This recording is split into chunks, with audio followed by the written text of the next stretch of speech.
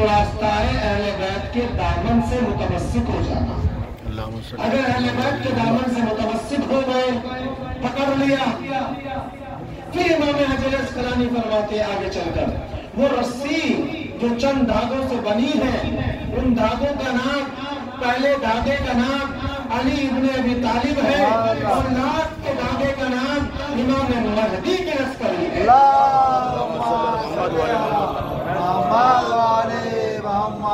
کہا کہ مبارک دھاگوں میں اکٹھا کر کے اللہ نے رسی بنائی ہے، اس رسی کو پکڑنے کا اللہ نے قرآن میں حکم دیا ہے۔ تو مسلمانوں فیصلہ کلیئر ہو گیا، اگر انتشار سے بچنا ہے، اختلافات سے بچنا ہے تو در اہل بیت پر آ جاؤ، آپ اختلاف سے بچ سکتے ہیں۔ اختلاف سے بچنے کا یہی ایک راستہ ہے۔ عزیزان محترم، ہم نے بہت سارے لوگوں کو دیکھا کہ وہ اللہ کے راستے میں نکل رہے ہیں، چلے پہ چلا لگا رہے ہیں، نہ جانے کون کون سی وہ دین کے کام کر رہے ہیں، دین کا کام سمجھ کر۔ میں کسی کو ٹارچر نہیں کر رہا ہوں، مجھے صرف اور صرف چلا لگانے والے بھائی اپنی زندگی میں دیکھیں کیا یہ چلوں کا سلسلہ کہیں رسول کی زندگی سے ملتا ہے؟ سارے ثبوت مانے جاتے ہیں نا، بھائی آپ مجلس کر رہے ہیں تو اس کا ثبوت کیا ہے، آپ یہ کر رہے ہیں تو اس کا ثبوت کیا ہے، آپ جو چلا لگا رہے ہو یا 3 دن لگا رہے ہو یا 10 دن لگا رہے ہو، کیا اس کا ثبوت کہیں ملتا ہے؟ کیا رسول نے کبھی اپنی جماعت، صحابہ کی جماعت کو لے کر کے کسی چلے کے لیے نکلے ہیں؟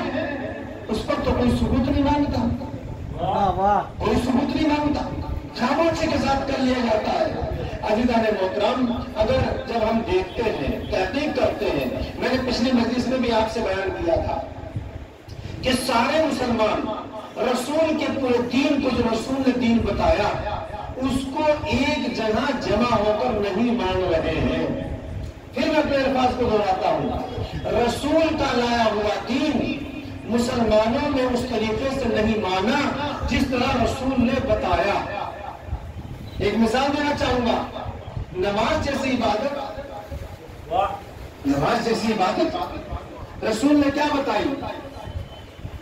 رسول نے کہہ کے دکھایا نا، کتنی ہے دنیا میں، کتنی نمازیں ہیں؟ 5 طریقوں سے لوگ نماز پڑھ رہے ہیں۔ ایک طریقہ یہ کہتا ہے کہ رسول کا سینے پہ ہاتھ باندھنا رسول کا طریقہ، وہ انکار نہیں کرتے۔ دوسری پھر مسلک کہتی ہے کہ ناف کے اوپر ہاتھ باندھنا۔ نماز جیسی عبادت میں مسلمان اتحاد نہیں کر رہا ہے، اتحاد نہیں ہے۔ لیکن جب عداوت اہل بیت کی بات آتی ہے، جب رسول کو نعوذ باللہ چھوٹا کرنے کی بات آتی ہے، رسول کی اولاد کی، رسول کی آل کو چھوٹا کرنے کی بات آتی ہے، تو یہاں والے بھی سارے ایک پلیٹ فارم پہ کھڑے ہیں، سارے کے سارے۔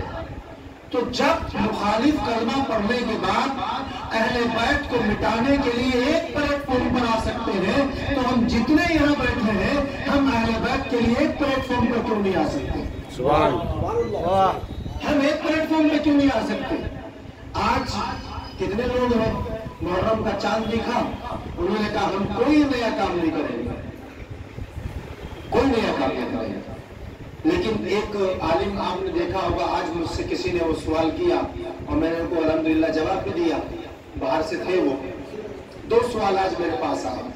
پہلی سوال تو یہ تھا کہ مولانا مفتی ہے پڑوس کے ملک کے، انہوں نے کہا کہ محرم میں شادی کرنا بہترین کام ہے، عبادت کا کام ہے۔ محرم میں شادی کرنا بہتر کام ہے، عبادت کا کام ہے۔